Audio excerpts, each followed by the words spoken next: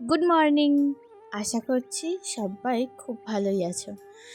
আমার আরও একটি নতুন এনার্জেটিক ব্লগে তোমাদের অনেক অনেক স্বাগত জানিয়ে আজকের ব্লগটি শুরু করছি। বাঙালির 12 মাসে 13 পার্বণ, আর সেই সব পার্বণের মধ্যে আজকে হলো মনসা পুজো। আজ আমাদের বাড়িতেও মনসা পুজোর আয়োজন রয়েছে। ছোটবেলা থেকেই একটা অভ্যাস আজও একই রকম রয়ে গেছে, জানো। পুজোর দিন যতই কাজ থাকুক না কেন, সকাল সকাল স্নান সেরে নেওয়ার চেষ্টা করি। আসলে মনে হয় দিনের শুরুটা যদি স্নান করে পরিষ্কার পরিচ্ছন্ন হয়ে করা যায়, তাহলে মনটাও অনেক শান্ত আর পবিত্র লাগে। দেহ আর মন দুটোই যেন এক অন্য রকম প্রশান্তিতে ভরে ওঠে। তাই প্রতিদিনের মতো আজও ভোরে উঠে প্রথমে বাড়ির প্রয়োজনীয় কাজগুলো গুছিয়ে নিয়েছি। তারপর বাসি কাপড় ছেড়ে স্নান সেরে একদম ফ্রেশ হয়ে গেছি। পুজোর দিনের একটা আলাদা অনুভূতি। সকালবেলায় ঘরবাড়ি একটু পরিষ্কার করে ঝাড়ু পোছা দিয়ে সব কিছু গুছিয়ে রাখলে মনে হয় শুধু বাড়িটাই নয়, নিজের মনটাও যেন অনেক বেশি সতেজ হয়ে ওঠে। আমি বিয়ের আগেও বাড়িতে পুজোর অনেক জোগাড় করতাম, আর বিয়ের পর সবসময় জোগাড় করার সুযোগ না পেলেও পুজোর ছোট বড় সব কাজে হাত লাগাতে আমার আজও খুব ভালো লাগে। বিশেষ করে আলপনা দেওয়া, পুজোর থালা সাজানো, ফুল গুছিয়ে রাখা, এই যে ছোট ছোট কাজগুলো, এগুলো না মধ্যে একটা উৎসবের আসল আনন্দ লুকিয়ে থাকে। আজকের এই পুজোয় হয়তো খুব বেশি আয়োজন নেই, কিন্তু ভক্তি আর আন্তরিকতার কোনো অভাবও নেই। আমার বিশ্বাস, এই যে সুন্দর মন আর ভক্তি ভরে করা প্রার্থনা যে কোনো পুজোর সবচেয়ে বড় সৌন্দর্য। তাই চলো সকালের সব কাজ গুছিয়ে এবার শুরু করি আজকের প্রস্তুতি। আগের দিনের একটি ভিডিওতে কমেন্ট এসেছিল, আমাকে সুস্মিতা দিদিভাই বলেছিল যে তার নামটা আমি কেন আগের দিন নিইনি। তার সাথে এটাও বলেছিল যে সজনে গাছের গায়ে নাকি কেরোসিন দিলে শুঁয়োপোকা মরে যায়, কিন্তু গাছের গোড়ায় যেন না দিই, কাঠিতে করে দিতে। আরও একটা কথা, বিছানার চাদরটা নাকি এই ঘরেই ভালো লাগছে। দিদিভাই, তোমাকে অসংখ্য ধন্যবাদ যে তুমি আমাকে এত সুন্দর একটা টিপস দিয়েছো। অনেক অনেক ধন্যবাদ। অবশ্যই কেরোসিন গাছে গোড়ায় না দিয়ে আমি কাঠিতে করেই দেব। আর বেড কভারের প্রশংসার জন্য অনেক ভালোবাসা। এভাবেই তুমি আমার পাশে থেকো। আজ রান্নাঘরটা একটু নতুনভাবে দেখো গুছিয়ে নিচ্ছি। বাড়িতে যখনই আমাদের কোনো নিরামিষ রান্না বান্না হয়, যখন কোনো পুজো হয় তখনই তো নিরামিষ হয়। তো নিরামিষ যখনই হয় তখনই কিন্তু পুরো রান্নাঘরটা ধুয়ে মুছে একদম পরিষ্কার করে নিই। সমস্ত বাসন এমনকি মশলাপাতি সব চেঞ্জ করে নিই জানো। তাই জন্য কিন্তু একটা নতুনভাবে একটা ফ্রেশভাবে ফিল আসে যে আজকে বাড়িতে একটু পুজো হচ্ছে। দেখো এখানে পুজো কিন্তু প্রায় শেষের দিকে বাবা পুজো সম্পন্ন করলো, আর তারপরে নিচে এসে আমি রান্নাটাও বসিয়ে দিয়েছি। আজকে বাড়িতে শাশুড়ি মা এবং ননদ কিন্তু ভাত খাবেন না। তারা কিন্তু আজকে ওই চিড়ে মুড়ি এগুলোই খেয়ে থাকবে। তাছাড়া আমরা বাড়িতে বাকি যারা যারা আছি তারা সকলেই কিন্তু ভাত খাবো। তাই জন্য আগে সবজিগুলো রান্না করে নিচ্ছি এবং লাস্টে ভাত বসাবো। কারণ সবজিগুলো যদি ভাতে রেঁঠো করে দিই তাহলে না শাশুড়ি মারা কেউ খেতে পারবেন না। তাই জন্য সকলের কথা ভেবে আমি যখনই কোনো নিরামিষ রান্না করি তখনই কিন্তু আগে সবজি পাতিগুলো রান্না বান্না করে নিই, তারপরে লাস্টে ভাতটা বসাই। তাহলে ভাতের যে তরকারিগুলো রান্না হয় সেগুলো দিয়েও কিন্তু পরে তারা মনে করলে খেতে পারবে। তো এরকম করে যদি তোমরাও দেখবে রান্না করো না, তাহলে দেখবে তোমাদেরও কিন্তু ডবল করে খাটতে হবে না। যে রকম রান্নাটাই করো না কেন সেই রান্নাটা কিন্তু বাড়ির সবাই খেতে পারবে। তো যাই হোক, আজকে যেহেতু নিরামিষ রান্না, কি করব সকাল থেকে উঠে কিছুই বুঝতে পারছিলাম না।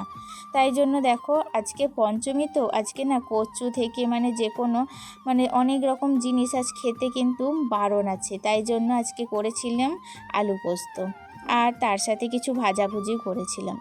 তো রান্না করতে গিয়ে আমার আজকে সকালে জলখাবারটা খাওয়া হয়নি। আর এমনিতেও বাড়িতে পুজো কমপ্লিট না হলে আমি কিন্তু জলখাবার খাই না, যে কোনো পুজোই হোক না কেন। আগে বাড়ির পুজো কমপ্লিট হয়, অঞ্জলি দিই, তারপরেই কিন্তু আমি জলখাবার খাই।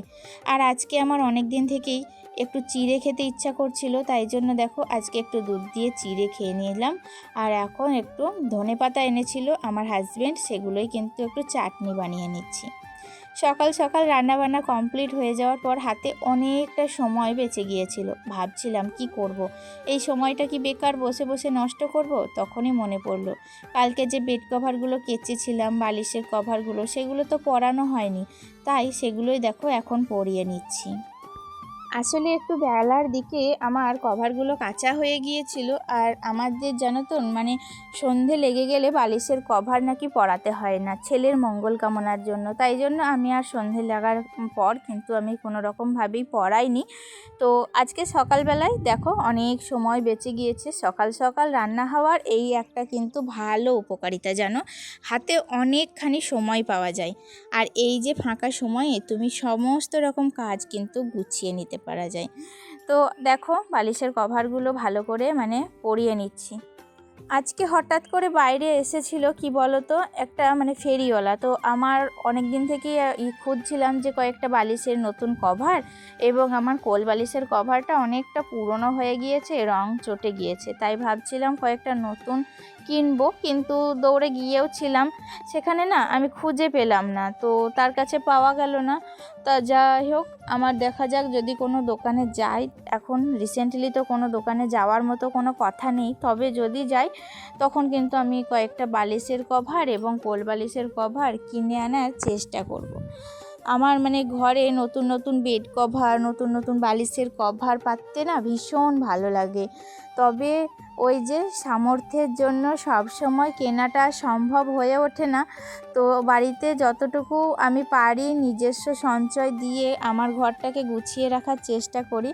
তবে একটা একটা করে বেড কভার কিন্তু অনেকগুলোই আমি অনলাইন থেকে কিনেছি। আসলে অনলাইনের বেড কভারগুলো দেখছি সবাই পাচ্ছে। আমি তো অনেকেরই ব্লগ দেখি, তো যতজনার ব্লগ প্রায় দেখি, সব বিশেষ করে সবাই দেখি যে অনলাইন থেকেই মানে বেড কভারগুলো কিনছে এবং তারা কিন্তু পাচ্ছে। তো অনলাইনের বেড কভারগুলো না দেখতেও কিন্তু ভীষণ সুন্দর হয়। তো আমি সেই জন্য লোভে পড়ে কিন্তু কয়েকটা বেড কভার কিনেও ফেলেছিলাম।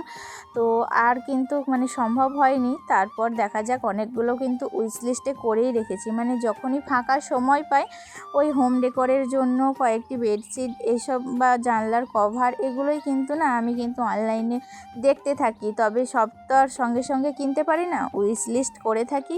পরে যখন মানে সামর্থ্য হয় তখন কিন্তু একটা একটা করে কিনি। আর বর্ষাকাল, সকাল থেকে প্রচুর বৃষ্টি পড়ছে। ভাবছিলাম পুজো বোধহয় কমপ্লিট করতেই পারবো না ছাদের উপরে। তো যাই হোক, মা মনসার কৃপায় পুজো কিন্তু খুব ভালোভাবেই মানে কমপ্লিট হয়ে গেছে। আর বাড়ির আজকের দিনটা সকাল থেকে বেশ ভালোই কাটলো। শান্ত একটা পরিবেশ, সকাল সকাল কাজকর্ম সব কিছু কমপ্লিট হয়ে গিয়েছে।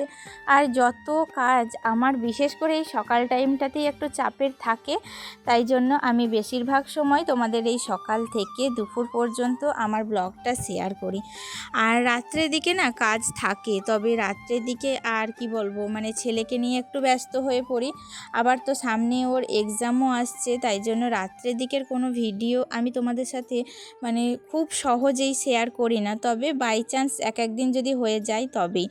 যাই হোক, দেখো আমার রুমটা কিন্তু একদম চেঞ্জ করে দিয়েছি বেড কভার, আর বেড কভার চেঞ্জ করাতে একরকম আলাদা রকমের লুক ডাকছে, তাই না? তো চলো, ধনেপাতাটা ভালো করে তো বাটা হয়ে গিয়েছিল, তবে ওতে নুন, তেল এবং কি লেবু কিছুই দেওয়া হয়নি। তো ধনেপাতাটা রেডি করে নিলাম।